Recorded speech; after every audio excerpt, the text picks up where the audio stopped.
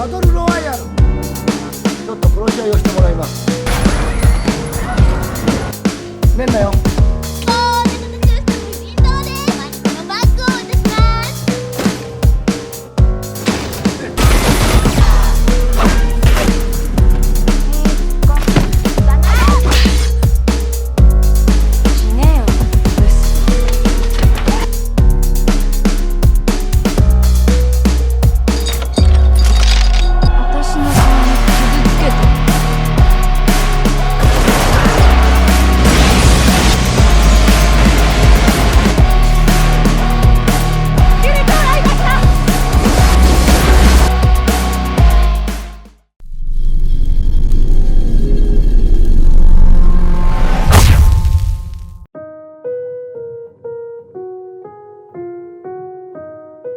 Di awal tahun 2000, Jepang mengalami krisis parah yang menyebabkan puluhan juta orang tidak memiliki pekerjaan. Hal itu berdampak pada tingginya angka anak tidak bersekolah yang mengakibatkan kriminalitas remaja melonjak drastis. Untuk merubah sistem pendidikan, Jepang menciptakan suatu permainan yang disebut Battle Royale. Pada salah satu edisi, pemenang Battle Royale tahun itu adalah seorang gadis bertampang creepy. Permainan apakah yang telah diciptakan pemerintah Jepang? Mari kita ikuti ceritanya. Film akan berfokus pada tokoh bernama Suya Nanahara yang kehilangan ibunya saat berusia 4 tahun. Dan di kelas 1 SMP dia harus ditinggal papanya juga akibat bundir. Lalu ada tokoh bernama Noriko Nakagawa yang mungkin adalah bibit langka remaja di generasinya yang cenderung brutal. Suatu hari dia melihat wali kelasnya bernama Kitano mendadak diserang murid bernama Nobu. Seolah-olah itu hal biasa, Kitano lanjut bersihkan lukanya, namun setelah itu sang guru tidak lagi mengajar di sekolah. Suatu hari, kelas Suya dan Noriko akan pergi bertamasya bersama wali kelas baru bernama Hayashida. Layaknya bocah SMP jatuh cinta, Noriko yang menyimpan perasaan pada Suya mendapat kesempatan foto bersama. Lalu bus mereka memasuki terowongan gelap dan sejurus kemudian Suya terbangun dan dapati semua temannya tak sadarkan diri. Saat dia berusaha membangunkan temannya, dia didatangi seorang wanita yang kembali membuatnya pingsan.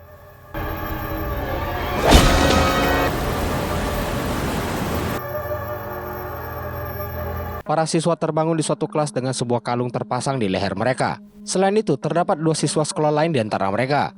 Tiba-tiba terdengar suara helikopter mendekat dan yang turun dari heli adalah mantan wali kelas mereka, yakni Kitano. Dengan dikawal sekumpulan tentara, Kitano berjalan menuju kelas. Kitano langsung kenalkan 2 siswa asing tadi yang bernama Kawada dan Kiriyama. Tanpa pedulikan Kitano, para siswa mulai bertanya mengenai keberadaan mereka. Untuk itu Kitano mulai jelaskan situasi mereka dan di tengah menjelaskan dia bertemu murid yang dulu menyerangnya bernama Nobu. Kitano bilang akibat generasi remaja seperti Nobu lah pemerintah membuat undang-undang untuk mengesahkan Battle Royale, yakni permainan saling bunuh hingga menyisakan 1 orang pemenang. Untuk tunjukkan betapa serius permainan ini, Kitano pamerkan jasad guru Hayashida yang menentang terpilihnya kelas mereka. Setelah itu Kitano memutar video untuk menjelaskan detail permainan. Dijelaskan bahwa kelas yang terpilih adalah siswa kelas 3 SMP Sekolah Shiroiwa yang berjumlah 42 siswa-siswi. Mereka ditempatkan di sebuah pulau tak berpenghuni seluas 10 km. Setiap jam menunjukkan pukul 6 dan 12, Kitano akan membuat pengumuman terbaru mengenai jumlah peserta dan zona berbahaya. Seandainya para siswa tidak meninggalkan zona bahaya secepat mungkin, maka kalung yang berfungsi sebagai GPS tersebut akan meledak. Permainan ini memiliki batas waktu 3 hari dan apabila peserta masih lebih dari 1 orang maka semuanya akan diledakkan. Sebagai bekal, para peserta diberikan sebuah tas yang berisi makanan, minuman, peta, kompas, dan senjata yang berbeda-beda. Tiba-tiba Kitano mengeksekusi seorang siswi akibat ngobrol di tengah penjelasan. Kematian siswi itu menyebabkan kekacauan sehingga tentara harus turun tangan untuk menenangkan keadaan. Begitu tenang, gantian Nobu mulai membuat keributan. Jadi Kitano jadikan dirinya contoh bagaimana kalung itu bekerja.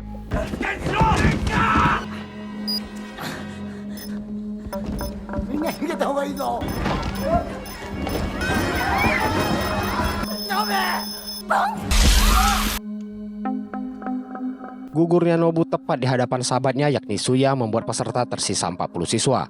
Sebelum Suya melakukan hal bodoh, temannya yang lain segera menahannya. Kini saatnya para siswa dipanggil berdasarkan nomor absen untuk menerima tas lalu keluar untuk memulai permainan.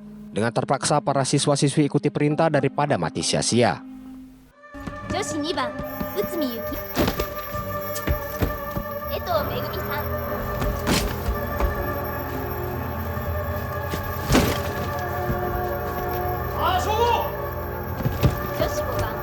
Ketika Kawada dan Kiriyama dipanggil, Kitano menjelaskan kalau mereka adalah pemenang dari edisi Battle Royale sebelumnya.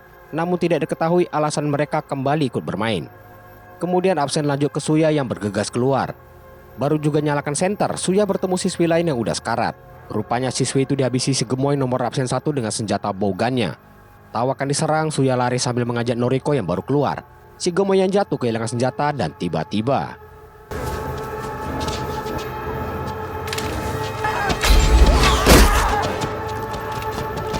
sisa 38 peserta. Suya membawa Noriko ke area pantai dan dapati Noriko terluka. Suya bongkar tasnya dan dapatkan senjata terkuat di Battle Royale, yakni tutup panci, serta Noriko yang mendapat teropong. Tanpa pikirkan masalah itu, dia segera merawat luka Noriko. Sang cewek merasa beruntung karena bertemu satu-satunya orang yang bisa dia percaya, yakni Suya. Dengar itu, Suya berjanji akan melindungi Noriko dan berusaha membalaskan dendam kematian Nobu pada Kitano. Kita skip aja romansa gak penting pasangan gak jelas ini. Di tempat lain, Kiriyama dikepung sekawanan geng. Dirinya yang hanya mendapat kipas sebagai senjata jelas tidak bisa lakukan perlawanan. Tapi ingat, dia pernah menang Battle Royale sehingga aksi Rambo Kiriyama berhasil melibas geng tersebut dan merebut persenjataan mereka.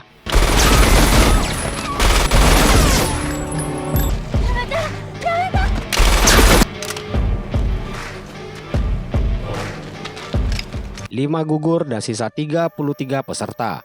Di ujung suatu tebing, seorang cewek memutuskan untuk tidak ikut permainan. Jadi dia mengajak pacarnya untuk AFK bersama.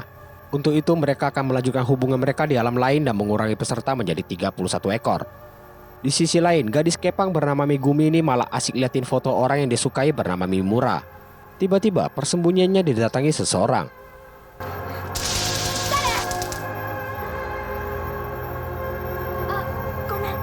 Siswi bernama Mitsuko ini meminta izin untuk ikut bersembunyi. Padahal Mitsuko berdiam merebut senjata dan persenjataan Megumi. Sebab dirinya adalah seorang asasin level dewa yang tidak segan menghabisi siapapun dengan segala cara. Bermodalkan arit, dia bersiap mengirim Megumi ke lobi sambil ceritakan mengenai pasangannya AFK dengan gantung diri bersama. Setelah itu Megumi dikirim menyusul pasangan tersebut dan menyisakan 28 peserta. Pengumuman pertama jam 6 pagi. Kitano mengupdate informasi siswa yang gugur dan juga zona bahaya baru. Suya dan Noriko yang dengar langsung keluarkan peta untuk menandai zona tersebut. Berhubung lokasi mereka saat itu termasuk zona bahaya, Suya mengajak Noriko menjauh. Belum jauh jalan, tiba-tiba mereka diserang seorang siswa berkapak. Demi memenuhi janji melindungi Noriko, Suya berusaha melawan menggunakan tutup panci andalannya. Dalam pergulatan, mereka jatuh ke tebing dan tanpa sengaja kapak menancap di kepala siswa tadi. Kematian siswa itu membuat Suya merasa sangat bersalah. Di tengah histerianya, mereka ditodong seorang siswa culun berkacamata hingga inilah yang terjadi.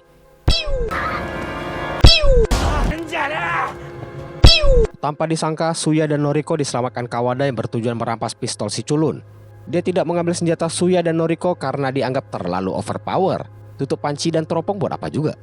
Kawada lanjut mengambil kapak dan dikagetkan suara orang dari kejauhan. Dan akhirnya teropong Noriko jadi berguna. Rupanya ada dua siswi di atas bukit yang mengajak siswa lain berhenti saling serang dan bergabung bersama mereka. Bagi Kawada, apa yang dua siswi itu lakukan adalah sebuah kesalahan besar karena mengekspos posisi mereka. Dan benar, di sekitar sana ada Mitsuko serta sang Rambo Kiriyama. Tanpa belas kasihan, dia menghabisi kedua siswi koplak tersebut. Lihat itu, Kawada mengajak Suya dan Noriko pergi sebab dia yakin Kiriyama akan menuju ke arah mereka. Namun Suya yang sok beradab di situasi yang salah ini menolak ajakannya sehingga Kawada memilih pergi selamatkan diri sendiri. Dan atas kejadian tadi jumlah peserta menyisakan 24 siswa.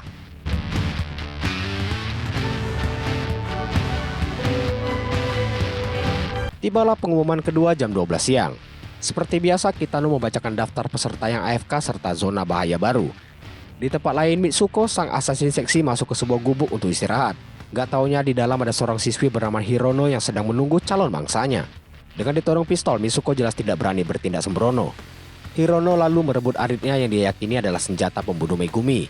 Bagi Hirono, Mitsuko adalah orang yang berbahaya karena tega membantai siapapun. Karena itulah dia berniat membuatnya AFK agar bisa balaskan dendam siswa-siswi lain. Namun karena kebanyakan bacot menghadapi seorang asasin yang jago acting, justru Hirono lah yang dikirim menyusul korban lainnya.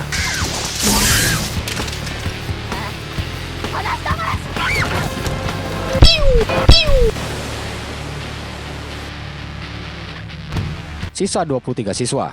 Akibat kecapean, Noriko mendadak tumbang karena alami demam. Di masa genting seperti itu, dia malah sempat-sempatnya cemburu akan Suya yang dekat sama siswi lain. Agak beda memang perempuan ini. Tanpa pedulikan cemburu buta nggak penting Noriko, Suya membopongnya untuk mencari klinik. Singkat cerita, Suya menemukan klinik dan saat akan masuk dia menyenggol benang yang mengundang penghuninya keluar, yakni Kawada. Ternyata Kawada malah membantu merawat Noriko. Selain itu dia juga berniat memasak makanan bagi Suya dan Noriko.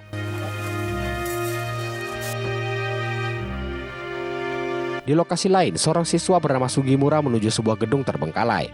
Begitu masuk dia temukan Mimura dan 2 siswa lain sedang mengangkat generator. Karena kenal dan berteman, tanpa ragu Sugimura membantu mereka.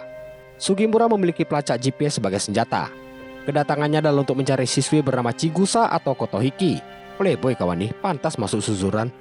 Berhubung Mimura tidak melihat mereka, Sugimura bergegas pindah lokasi pencarian. Gak lupa Mimura minta Sugimura info keberadaan mereka kalau ketemu Suya. Setelah itu, sang pentolan suzuran menuju barat mencari yang dia cari. Mimura sendiri adalah seorang siswa jago IT dan berniat membobol sistem pada kalung yang rupanya bisa menyadap pembicaraan para peserta. Untuk mengakali, Mimura meminta kedua temannya bernama Gogon dan Jojon untuk pergi mencari beberapa barang yang dia butuhkan. Di sisi lain, salah satu siswi yang dicari Sugimura bernama Chigusa lagi asik berhayal sambil lari pagi. Setibanya di lokasi istirahat, barulah dia sadar semua hanya halusinasi. Dengan perasaan sedih, dia naiki tangga untuk istirahat. Mendadak siswa keriting bernama Mesum menemukan Chigusa. Rupanya si Mesum menyimpan perasaan pada Chigusa selama ini, karena itu dia mengajaknya pergi bersama. Walau ditodong bogan sekalipun, Chigusa yang menyukai Sugimura tidak pedulikan si Mesum. Mesum masih berusaha membujuknya dengan bilang daripada Chigusa mati sebagai seorang ting-ting, lebih baik mereka bercocok tanam selagi bisa. Masuk akal? Dia kembali menodong Chigusa dan tanpa sengaja melukai pipinya. Bagi seorang wanita, wajah adalah segalanya. Gak terima kulit mulusnya terluka, Chigusa keluarkan pisau lipat untuk membalas si Mesum. Si Mesum yang ketakutan langsung kabur tapi berhasil dikejar dan dihabisi dengan memfataliti lato-latonya. Tanpa disangka, Mitsuko berada di sana dan tanpa ragu menembak Chigusa. Untungnya Chigusa berhasil meloloskan diri sehingga peserta yang hidup berada di angka 22 siswa.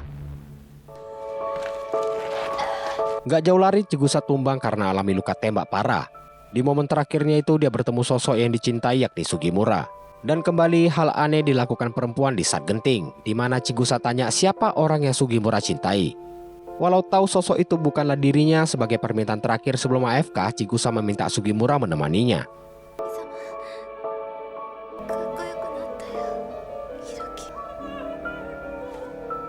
Chigusa. Tersisa 21 siswa. Saat pengumuman jam 6 sore, Kitano menambah zona berbahaya setiap jam karena jumlah korban semakin menurun. Kembali ke Suya dan Noriko, selagi makan mereka mendengar kisah Kawada memenangkan Battle Royale edisi 3 tahun lalu. Demi mencapai itu semua, dia terpaksa membunuh sahabat bahkan kekasihnya sendiri. Sebab di saat terakhir ketika tersisa mereka berdua, mendadak dia ditembak pacarnya. Dengan refleks dia membalas tembakan hingga akhirnya berhasil keluar sebagai pemenang. Kembalinya dia ke permainan ini juga bukan atas dasar kemauannya. Walau begitu, dia bersumpah akan membalas perbuatan para penyelenggara Battle Royale demi sang pacar. Untuk itu dia mengajak Suya dan Noriko bekerja sama agar bisa keluar hidup-hidup dari pulau terkutuk ini. Sebagai antisipasi, Kawada memberikan pistol kepada Suya. Tiba-tiba mereka mendengar suara tembakan dari luar. Entah tahu dari mana, Kawada yakin itu adalah Kiriyama. Dan dia benar, Kiriyama yang akurasi tembakannya 0 ini asik mengejar seorang siswa bersepeda. Siswa itu jatuh dan lanjut lari untuk selamatkan diri. Tahu ada bahaya, Kawada memberikan titik pertemuan seandainya mereka terpisah. Sementara itu, Kawada berhasil menghabisi siswa tadi. Tapi rupanya dia bohong karena senjatanya adalah rompi anti peluru. Dipikir berhasil mengelabui Kiriyama, ternyata dia salah. Ini dia Kiriyama, sang samurai. Dengan AFK-nya siswa tadi, peserta tersisa 20 orang. Akibat bunyi, Kiriyama merasakan ada orang dari dalam klinik. Berhubung pintu dikunci, dia lemparkan kepala siswa tadi dilengkapi sebuah granat ke dalam.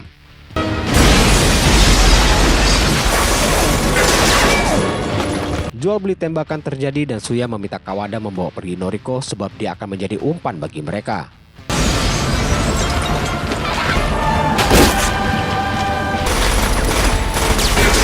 Kejar-kejaran antara Kiriyama dan Suya diwarnai akurasi tembakan 0. Aksi mereka itu diketahui Sugimura. Sayangnya Suya telah terpojok dan inilah yang Kiriyama lakukan.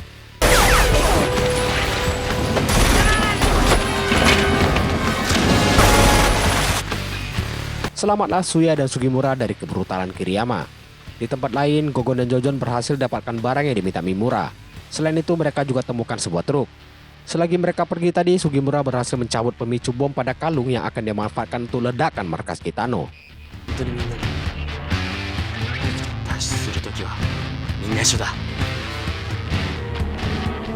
Suya bangun dan berada di mercusuar bersama siswi bernama Yuki. Dia diselamatkan Sugimura yang lanjut pergi mencari seseorang. Selagi dirinya pingsan, Yuki update info mengenai jumlah peserta yang menyisakan 16 orang dan untungnya Kawada serta Noriko masih hidup. Selain itu, Suya ditinggalkan pesan untuk pergi menemui Mimura. Di mercusuar sendiri, Yuki sembunyi bersama beberapa siswi lain. Di antara mereka ada siswi bernama Oki yang melihat saat Suya tidak sengaja menghabisi seorang siswa dengan kapak. Walau begitu, Suya nggak perlu repot-repot jelaskan karena Yuki percaya dia bukan penjagal. Kekuatan cinta memang membuat orang jadi bodoh. Selesai bacot, Yuki keluar untuk siapkan makan siang. Sementara itu, Oki yang takut pada Suya merencanakan sesuatu. Saat Yuki datang dan mau membahas rencana pada mereka, Oki mendadak tawarkan diri untuk bawakan makanan bagi Suya. Rupanya dia memasukkan racun ke dalam makanannya. Tanpa disangka, seorang siswi alay datang dan langsung mengambil makanan yang dipegang Oki. Dengan lahap dan lebaynya dia mencicipi makanan tersebut. Dan bisa ditebak, nggak lama kemudian siswi alay itu mengalami muntah darah dan langsung AFK. Akibat kematiannya, para siswi di sana mulai curiga satu sama lain sehingga aksi saling todong dan tembak tidak terhindarkan.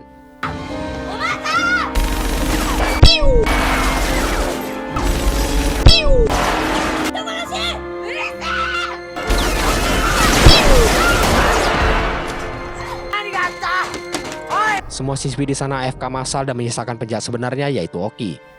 Dengar teriakan Suya, Oki membukakan pintunya yang dikunci lalu meminta maaf atas segala perbuatannya. Kemudian dia juga memilih AFK dengan cara lompat dari mercusuar.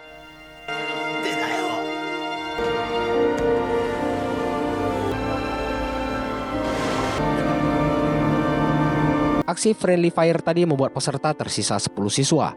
Di markas sendiri, Kitano dibangunkan untuk menerima telepon dari putrinya. Putri Kitano begitu marah karena sang papa tidak pulang di saat mamanya alami sakit parah.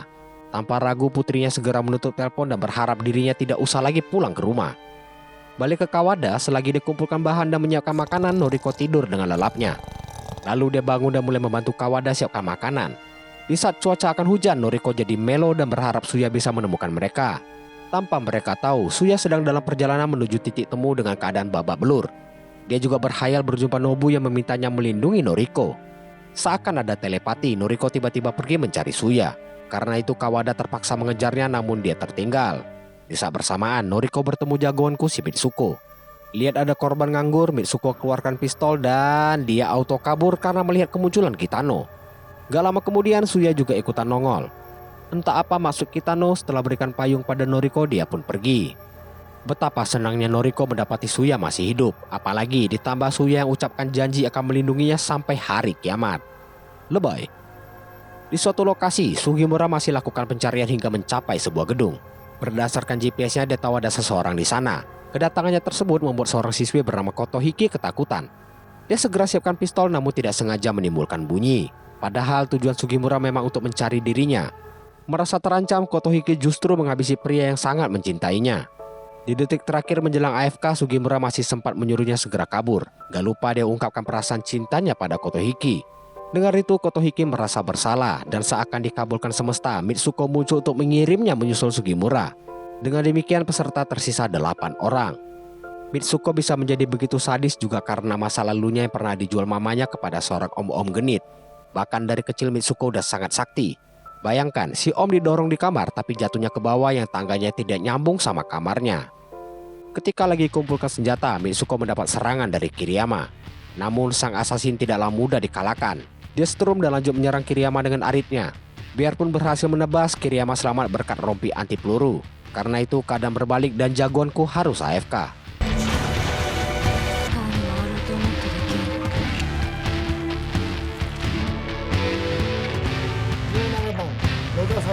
Tujuh siswa tersisa. Begitu Suya mendengar nama Sugimura disebut, dia segera bangkit dan mengajak mereka menemui Mimura. Sementara itu, Mimura berhasil merusak fungsi kalung disertai selesainya Gogon dan Jojon membuat bahan peledak. Berkat keberhasilan Mimura, sistem GPS di markas alami error. Selain itu, Mimura mengirim virus ke sistem untuk mencuri data mereka. Di saat semua panik, Kitano dengan santainya mematikan listrik untuk mencegah kerusakan lebih besar.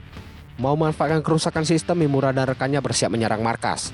Di tengah persiapan mereka dengar suara dari kejauhan. Jojon pikir itu Suya, jadi dia dekati untuk menyambutnya dan tiba-tiba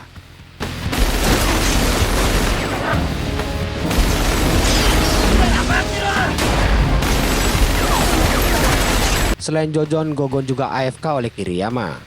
Lihat kedua sahabatnya meregang nyawa, Sugimura kehilangan akal dan lakukan kamikaze demi balas dendam.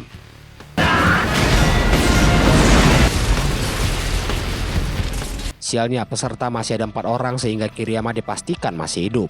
Suya dan lain yang sampai di lokasi segera memeriksa sekitar. Lalu di tengah api, sang iblis Kiriyama muncul. Dia memang masih hidup, namun kehilangan penglihatan akibat ledakan tadi. Coba manfaatkan situasi, Kawada dekati untuk menghabisinya. Namun saat dia kokang shotgun, suaranya memancing Kiriyama untuk lakukan tembakan buta yang mengenainya hingga inilah yang terjadi.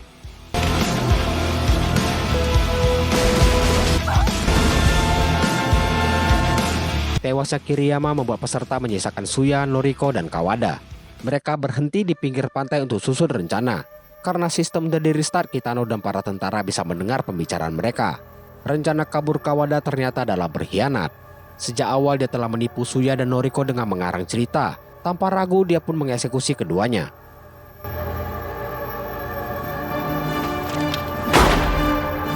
Untuk pastikan, tentara berniat pergi mengecek jasad mereka, namun Kitano larang dan anggap Battle Royale edisi kali itu telah resmi selesai.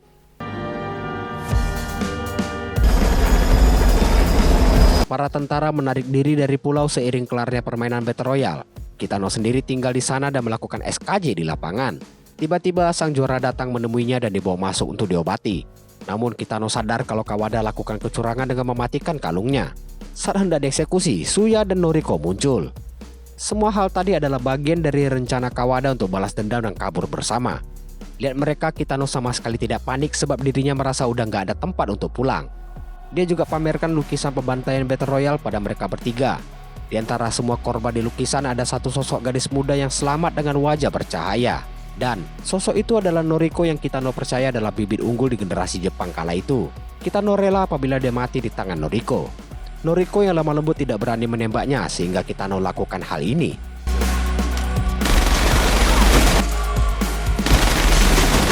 Dengan pistol air dia memicu Suya menghabisinya. Mendadak HP Kitano bunyi dan sang guru kembali bangkit untuk mengangkat telepon dari putrinya. Dia kabarkan kalau dirinya tidak akan balik lagi ke rumah. Kemudian dia lempar lalu menembak HP tersebut dengan pistol yang asli. Setelah itu sang guru akhirnya AFK.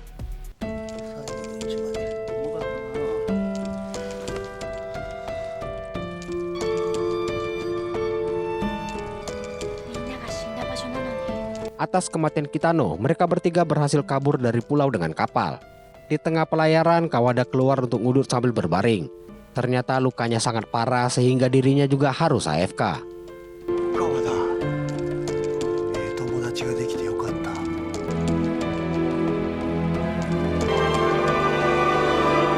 Kematian Kitano membuat Suya dan Noriko dianggap pembunuh. Oleh karena itu, mereka kini menjadi buronan pemerintah Jepang. Walau begitu, keduanya masih tetap bersama sambil hidup dalam pelarian sebagai pemenang dari permainan Battle Royale. Tamat. Film berjudul Battle Royale ini diyakini adalah tonggak awal lahirnya game-game shooting survival ala Free Fire, PUBG, dan kawan-kawannya lah. Film ini juga dilarang tayang di beberapa negara kayak Jerman, Norway, New Zealand, dan sebagainya. Selain karena syarat kekerasan, film ini melibatkan anak di bawah umur yang saling bantai. Temanya juga kontroversial. Masa buat perbaiki pendidikan anak mudanya malah dikurangi jumlahnya? Mending sekalian dikirim ke negara konflik, siapa tahu jadi pahlawan kan mereka. Bukan solusi juga sih. Ya sudahlah, demikian video kali ini, semoga suka dan tidak terinspirasi. Nanti saling bantai pula kalian. Thank you for watching and see you all again.